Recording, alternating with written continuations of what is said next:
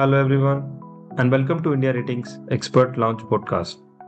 I am Peeush Midha, Senior Analyst in the Infrastructure and Project Finance team.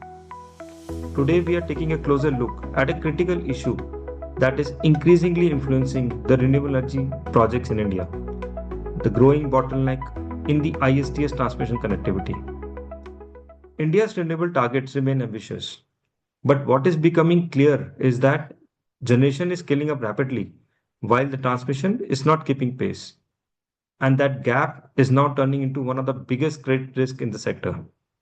So let's start with the ground reality.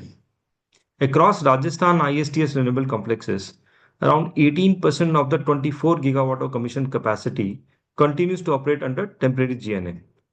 While in Gujarat Khavda renewable hubs, the figure is dramatically higher at 83% of the 10 gigawatt of capacity. So this effectively limits the grid access to roughly about 70% in Rajasthan and 40% in Khavda, especially during the peak solar hours of 10:30 a.m. to 2:30 p.m. when the congestion intensifies. So what does this mean for the projects? Curtailment, significant volumes of it. And while this containment is often seen as a short-term operational issue, its financial impact is far from temporary. It directly affects the revenue stability in the initial years when the projects are more sensitive to cash flow pressures. So analysis shows that when curtailment stays above 40% for 12 to 18 months, debt servicing coverage ratio begin to tighten sharply, bringing the projects closer to the lender covenant levels. Under the typical financing structures, equity RR can fall by 300 to 400 basis point, eroding returns sharply in the first 2 years of operations. So in fact, for a project starting, let's say, with an equity RR of 15%, prolonged curtailment can drag this to below 11%, forcing the developers to rely heavily on the sponsor support just to navigate the initial liquidity stress. So let's talk about why these bottlenecks persist. First is that the transmission expansion has lagged generation.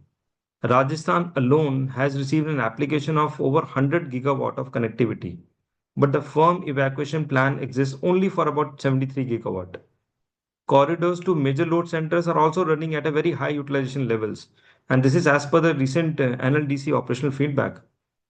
Second issue is that despite adequate annual transmission margins on paper, solar arc congestions remains the binding constraint.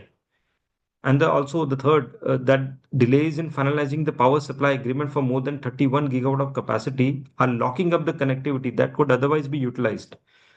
To free up this standard capacity, the regulator has considered a provision where they are letting the developers to give up their allotted connectivity without losing their bank guarantees.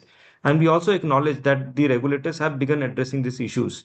For example, the third amendment to the GNA regulations, which has introduces the R split access, and where the India Ratings believes that it might unlock over 100 gigawatt of capacity in Rajasthan and 48 gigawatt in Gujarat during the non-solar R access. So it is positive for hybrids and storage projects, but it doesn't address the heavy congestion we still see during the solar peak hours. So to conclude, as India races towards its renewable ambitions, one thing is very clear that the transmission readiness, not generation capacity, will ultimately decide the project viability.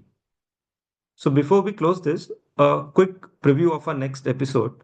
We'll be discussing the rising grid backdown incidents, even for the projects with effective GNA, as recently been observed in the Madhya Pradesh and Gujarat, a trend that hasn't materially hit the cash flows yet, but it is becoming a critical monitorable as grid balancing challenges increases. We'll also be briefly touching upon how balancing constraints, thermal flexibility, storage, and shifting demand patterns are shaping renewable scheduling going forward. Thank you for joining me today. I look forward to having you with us in the next episode. Thank you.